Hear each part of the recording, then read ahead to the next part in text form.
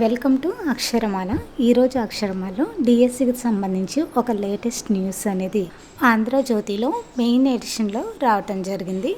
వీళ్ళ బావి టీచర్లు టెట్ లేకుండానే డిఎస్సి రాశారు. 2000 మంది అనర్హులుగా గుర్తింపు ఆంధ్రజ్యోతిలో మెయిన్ ఎడిషన్లో రావటం అనేది జరిగింది.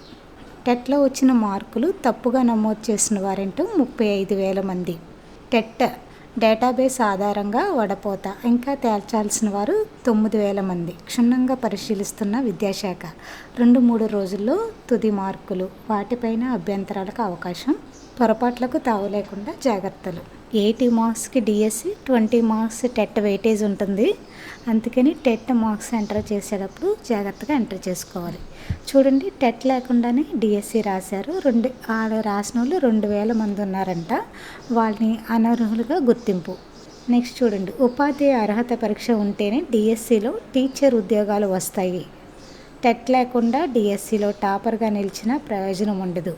కానీ ఏమనుకున్నారేమో కానీ దాదాపు 2,000 మంది అభ్యర్థులు టెట్లో అర్హత లేకుండానే మెగా డిఎస్సి 2025 పరీక్ష రాశారు. దరఖాస్తు సమయంలో టెట్ మార్కులు నమోదు చేయాలి.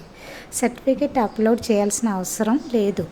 టెట్ రాసిన సంవత్సరం, హాల్ టికెట్ నెంబరు, మార్కులు వివరాలు ఇస్తే సరిపోతుంది. ఈ క్రమంలో టెట్లో అర్హత సాధించిన వారు కూడా అనేక మంది దరఖాస్తు చేసుకున్నారు. తీరా ఇప్పుడు వారు ఇచ్చిన హాల్ టికెట్ నెంబర్ల ఆధారంగా టెట్ డేటాబేస్తో సరిపోల్చి చూడగా వారి టెట్ అర్హత వివరాలు కనిపించడం లేదు. అలాగే మరో 35,000 మంది టెట్ మార్కులు తప్పుగా నమోదు చేశారు. వీరిలో 26,000 మంది వివరాలను టెట్ డేటాబేస్ నుంచి తీసి సరిదిద్దారు.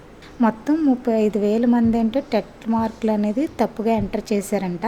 అందులో 26,000 మంది వాళ్ళు ఇచ్చిన డేటా, అంటే మనం డేటా ఇస్తాం కదా, TET hall ticket number enter చేస్తాం కదా, ఆ హాల్ టికెట్ని తీసుకుని వెబ్సైట్లో చెక్ చేస్తే వాటిలో వచ్చిన మార్కులను బట్టి వీళ్ళు సరిచేసి 26,000 మందిని సరిచేశారంట.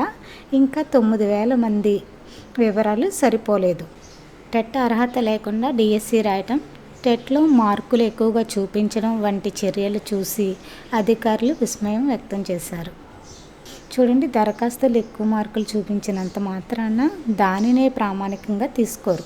ఎంటర్ చేశారు, దాన్ని వారి టెట్ హాల్ టికెట్ నెంబర్ ఆధారంగా వాస్తవ మార్కులను సరిపోల్చుకుని వాటిని పరిగణిస్తారు. మనం టెట్ మార్కులు ఎక్కువ ఎంటర్ చేసినంత మాత్రాన అవి యాడ్ చేశారు.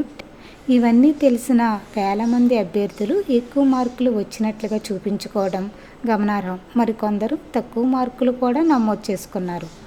ఆన్లైన్లో దరఖాస్తు చేసుకోవడం తెలియని వారు ఇంటర్నెట్ సెంటర్ల ద్వారా దరఖాస్తులు సమర్పించారు. ఈ క్రమంలో అనేక పొరపాట్లు జరిగాయి. వాస్తవానికి డిఎస్సి దరఖాస్తు ఎలా చేసుకోవాలనే విషయంపై పాఠశాల విద్యాశాఖ విస్తృతంగా అవగాహన కల్పించింది. దరఖాస్తు చేసుకునే ప్రక్రియపై వీడియోలు రూపొందించి అభ్యర్థులకు అందుబాటులోకి తెచ్చింది. అయినా వేల మంది అభ్యర్థులు పొరపాట్లు చేశారు. చూడండి, ముందస్తు జాగ్రత్తలు. తొలుత సర్టిఫికెట్లు ఆన్లైన్లో అప్లోడ్ చేయాలని డిఎస్సి పరీక్షలకు ముందు పాఠశాల విద్యాశాఖ నిర్ణయించింది. కానీ అనేక వినతుల నేపథ్యంలో, అంటే ఫస్ట్ ఏంటో సర్టిఫికెట్లు అప్లోడ్ చేయండి అని చెప్పింది కదా, తర్వాత చాలామందికి స్టడీ సర్టిఫికెట్లు లేవు, ఓడీలు లేవు, ఒరిజినల్ మార్క్స్ లేవు, అవన్నీ చెప్పి క్యాస్ట్ సర్టిఫికెట్లు లేవు అన్నారని తర్వాత ఏం చేశారంటే సర్టిఫికెట్లు అవసరం లేదు, ఓన్లీ మీ ఇన్ఫర్మేషన్ మాత్రం యాడ్ చేయండి అని, సర్టిఫికెట్లు అవసరం లేదని ఆ సర్టిఫికెట్ల అప్లోడ్ అనేది తొలగించారనమాట. దీంతో అభ్యర్థులు వారి సర్టిఫికెట్లలో ఉన్న మార్కులను నమోదు చేసుకున్నారు. కొందరు తప్పుగా నమోదు చేశారు. అయితే ఇప్పుడు పొరపాటు చేసిన మాన్యువల్గా జరిగేది తుది సర్టిఫికెట్ల పరిశీలనలో పొరపాట్లు చేసిన వారు అనర్హులుగా దొరికిపోతారు. అయితే తుది దశ వరకు ఉంచి వారిని నిరుత్సాహపరచకూడదన్న ఉద్దేశంతో పాఠశాల విద్యాశాఖ ముందస్తు జాగ్రత్తలు ప్రారంభించింది. ఆన్లైన్ విధానంలోనే తొలుత టెట్ మార్కులు సరిపోల్చి అనర్హత వడపోత ప్రారంభించింది.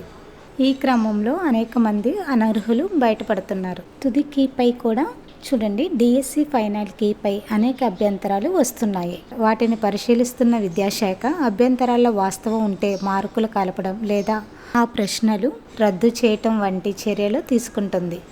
ఈ చర్యల అనంతరం 2-3 రోజుల్లో తుది మార్కులు ప్రకటించాలని భావిస్తుంది. ఇవన్నీ సరి చేసుకుని టెట్ మార్క్స్ ఎవరైతే తప్పుగా ఎంటర్ చేశారో ఇవన్నీ సరి చేసుకున్న తర్వాత ఫైనల్గా అనేది ఒక 2-3 రోజుల్లో డిఎస్సి రిజల్ట్స్ అనేది వస్తాయి. డిఎస్సి పరీక్షల నార్మలైజేషన్ టెట్ మార్కులు కలిపి తుది మార్కులు ఇస్తారు. తుది మార్కుల పైన అభ్యంతరాలు తెలిపే అవకాశం అభ్యర్థులకు కల్పించింది. అభ్యంతరాలు ఏమైనా ఉంటే తీసుకుని ఫైనల్గా మళ్ళీ ఒకసారి స్వీకరించే అభ్యంతరాలు అనేది డిఎస్సి రిజల్ట్స్ అనేవి వస్తాయి.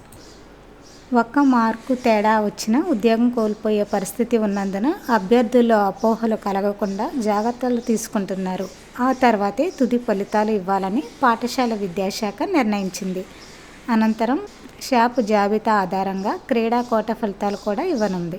ఈ నెలాఖరు నాటికి లేదా సెప్టెంబర్ మొదటి వారంలో కొత్త టీచర్లకు పోస్టింగ్లు ఇవ్వనున్నారు. Thank you for watching.